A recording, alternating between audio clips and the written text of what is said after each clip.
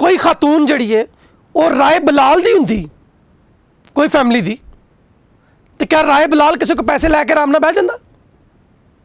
या जिहड़े इस वक्त उन्होंने पैसे लैण वास्ते मजबूर कर रहे हैं, क्या वो कहिंदे कि इस गल का इंसाफ जिहड़ा है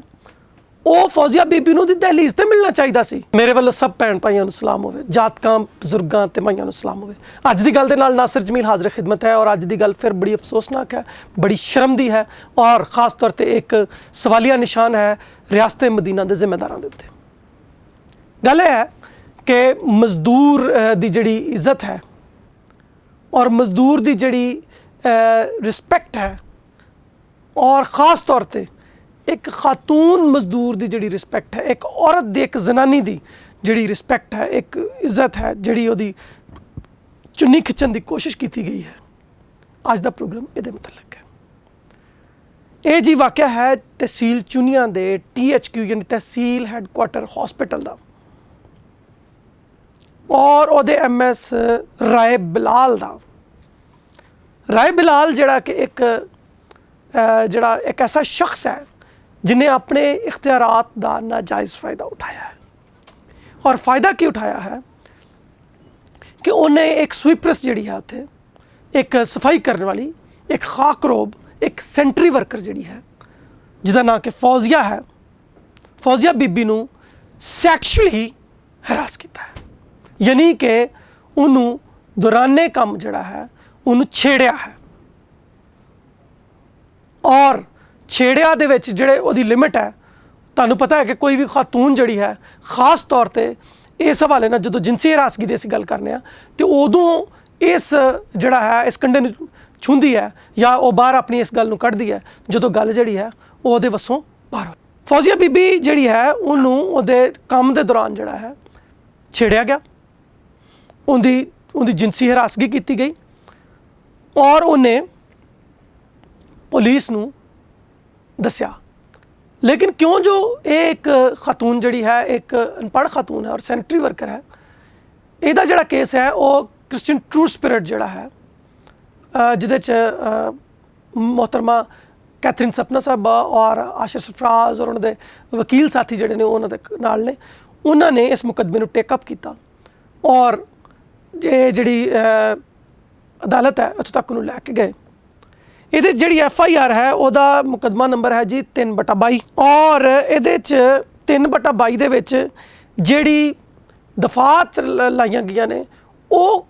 वालियां ने जिहड़ियां लगणियां चाहिदियां सन। उहदे विच बदतमीजी लफज दी जिहड़े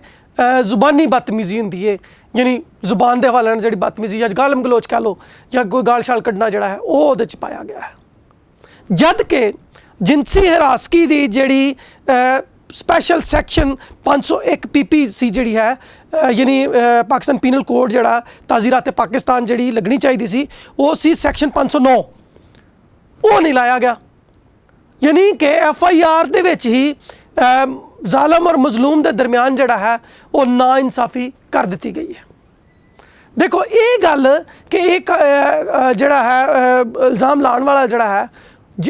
वो गलत है, या जिहदे ते मुलजम जिहदे ते इल्ज़ाम लाया गया है वो गलत है, ये कम जिहड़ा है ये अदालत का कम है।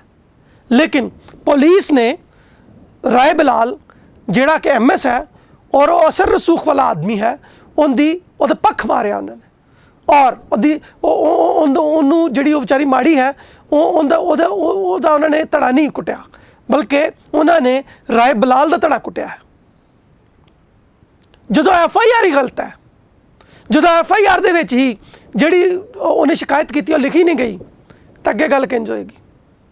एक सवाल है जिहड़ा हुकूमत के जिम्मेदारां ते वे, और ख़ास तौर पर जिहड़ी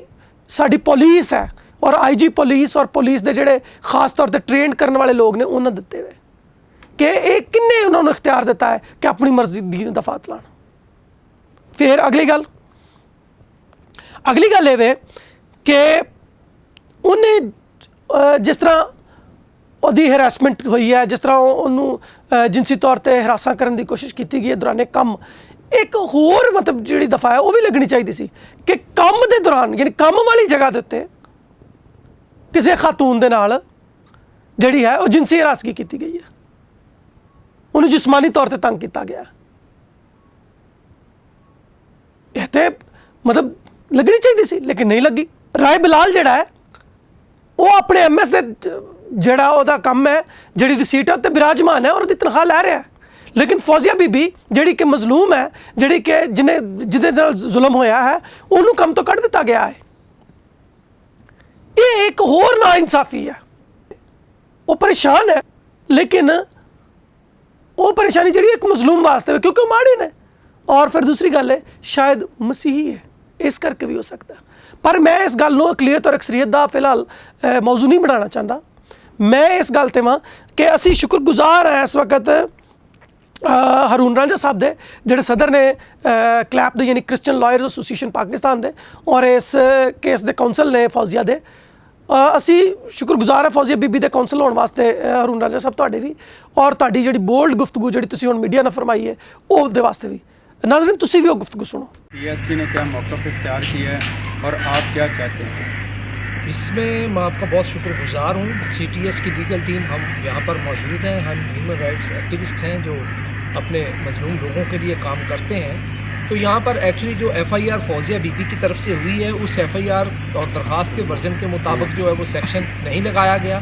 और हमने ये जो दरख्वास्त फौजिया बीबी की तरफ से गुजारी हुई है कि इसमें 509 सेक्शुअल हैरेसमेंट का जो सेक्शन है वो ऐड किया जाए। तो DSP साहब से अभी बात हुई है, उन्होंने कहा कि ठीक है मैं दोनों पार्टियों को सुनूंगा। वो जो मुलज़म है राय बिलाल जो MS है THQ का, उसको भी बुलाया है, और 2 या 3 दिन के अंदर 29 तारीख से पहले जो है वो हमें टाइम देंगे और हम अपना मौक़िफ़ बयान करेंगे, और इंशाल्लाह 509 जो है वो ऐड हो जाएगा, और मुलज़म को हम पूरी कोशिश करेंगे कि वो कैफरे किरदार तक हम उसको पहुँचाएँ और इसकी दादरसी हो। अच्छा सर, हमें जो ज़राए ने बताया है कि जो मजलूम है उसके साथ अक्सर लोग जो हैं या मुलाजिम जो हैं वो दीगर रब्ता करते हैं, उनको थ्रेट करते हैं इस इलाके में। जी, ये बात बिल्कुल सच है और हकीकत पर मबनी है कि इसको मुख्तलिफ़ किस्म के जो फ़ोन कॉल्स आते हैं, जो डॉक्टर के हवारी हैं, इसको हरासा करने की कोशिश कर रहे हैं कि आप मुकदमा की पैरवी जो है वो छोड़ दो, इसलिए कि इससे पहले भी बहुत ज़्यादा दरख्वास्तें उसके ख़िलाफ़ आई हैं जो महकमाना कार्रवाई के लिए आई हैं, लेकिन अभी तक उसके ख़िलाफ़ कोई कार्रवाई नहीं हो सकी। ये फौजिया बीबी जो है बारिश का पहला खतरा बनी है जिन्होंने इनके ख़िलाफ़ जो है वो क्रिमिनल प्रोसीडिंग स्टार्ट की है। मुझे कहते हैं पैसे ले लो, सुलह कर लो, और मुझे ऐसी भी धमकी दी जाती है मैं तुम्हें मार दूँगी, और मुझे ये भी कहते हैं कि पैसे ले लो, सुलह कर लो, और बहुत सारे मुझे तंग भी करते हैं लोग जो फजूल ही बातें करते हैं, फजूल ही काले करते हैं। तुम राय बिलाल के साथ सुलह कर लो, तुम्हें पैसे मिलेंगे, तुम्हें पैसे दूंगा, और तुम्हें ना तो अपनी सुलह की तो आपको मार भी दिया जाए। नाज़रीन तुसीं हरून रांझा साहब की भी गुफ्तगू सुनी, तुसीं फौजिया की भी गुफ्तगू सुनी, और हुण दी मौजूदा सूरत हाल की है। मौजूदा सूरत हाल है कि 29 तारीख पाई है अगली, और इस वक्त जिहड़ा राय बिलाल है वो बुरी जमानत ते है, उन्हें जिहड़ी वो बेल बिफोर अरेस्ट हुंदी है, यानी भी फड़े जाण तो पहले जिहड़ी एक जमानत कराई दी है वो उहदे ते ने। और सब तो दुख की गल है जिस तरह तुसीं सुनिया है उहदी गल बीबी फौजिया दी भी उन्होंने प्रैशराइज किया जा रहा, उन्होंने आख्या जा रहा है पैसे ले लै, यानी कि अगर गरीब की धी भैन नूं कुछ कहा जाएगा तो वह पैसे ले ले, यानी वो इज्जत की जी वैल्यू है वो चंद टके ने। अगर यो ही कोई खातून जी है वो राय बिलाल की होंगी कोई फैमिली की, तो क्या राय बिलाल किसी को पैसे लैके आराम नाल बह जांदा, या जिहड़े इस वक्त उन्हें पैसे लैण वास्ते मजबूर कर रहे हैं क्या वो कहिंदे?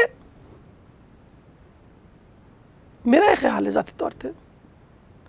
कि इस गल का इंसाफ जिहड़ा है वो फौजिया बीबी नूं दी दहलीज ते मिलना चाहिए सी, और उहदे इलावा फौजिया बीबी दे इलावा जिथे जिथे भी पूरे पाकिस्तान दे विच औरतां नाल और खास तौर पर अकलीयतां दी औरतां नाल जुल्म होएगा, नैशनल न्यूज़ उन्हां दी आवाज़ है। और असीं शुक्रगुजार हाँ CTS वर्गे इदारे दे, और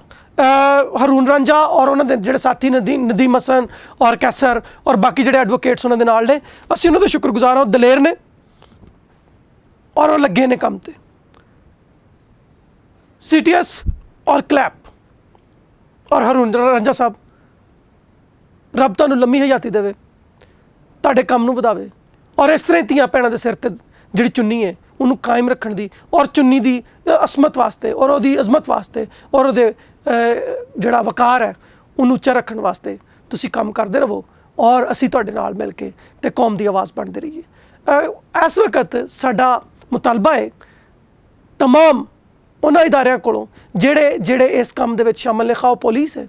ਖਾਓ ਅਦਲੀਆ ਹੈ, ਖਾਓ ਹਸਪਤਾਲ ਦੀ ਐਡਮਿਨਿਸਟ੍ਰੇਸ਼ਨ ਯਾਨੀ ਮਹਿਕਮਾ ਸਿਹਤ ਵਾਲੇ ਨੇ। ਮੈਂ ਇਹ ਨਹੀਂ ਕਹਿੰਦਾ ਵੀ ਤੁਸੀਂ ਜਿਹੜੀ ਫੌਜੀਆ ਜਿਹੜੀ ਹੈ ਉਹਨੂੰ ਰਿਸਟੋਰ ਕਰੋ ਫੌਰੀ ਤੌਰ 'ਤੇ, ਪਰ ਮੈਂ ਕਹਿੰਦਾ ਕਿ ਰਾਏ ਬਲਾਲ ਨੂੰ ਵੀ ਫੌਰੀ ਤੌਰ 'ਤੇ ਸਸਪੈਂਡ ਕੀਤਾ ਜਾਵੇ ਜਦੋਂ ਤੱਕ ਮੁਕੱਦਮੇ ਦਾ ਫੈਸਲਾ ਨਹੀਂ ਹੁੰਦਾ, ਜਾਂ ਉਹੀ ਸਲੂਕ ਕੀਤਾ ਜਾਏ ਜਿਹੜਾ ਫੌਜੀਆ ਨਾਲ ਕੀਤਾ ਗਿਆ, ਜਾਂ ਫਿਰ ਉਹੀ ਸਲੂਕ ਫੌਜੀਆ ਨਾਲ ਕੀਤਾ ਜਾਏ ਜਿਹੜਾ ਇਸ ਵਕਤ MS ਨਾਲ ਹੈ, ਉਹਨੂੰ ਉਹਦੀ ਵੀ ਉਹਨੂੰ ਜਿਹੜੀ ਹੈਗੀ ਹੈ ਉਹਦੀ ਜੌਬ ਦੇ ਉੱਤੇ ਬਹਾਲ ਕੀਤਾ ਜਾਏ। ਔਰ ਤੁਹਾਡੇ ਸਾਰਿਆਂ ਨਾਲ ਇਹ ਹੱਥ ਬਣ ਕੇ ਗੁਜ਼ਾਰਿਸ਼ ਹੈ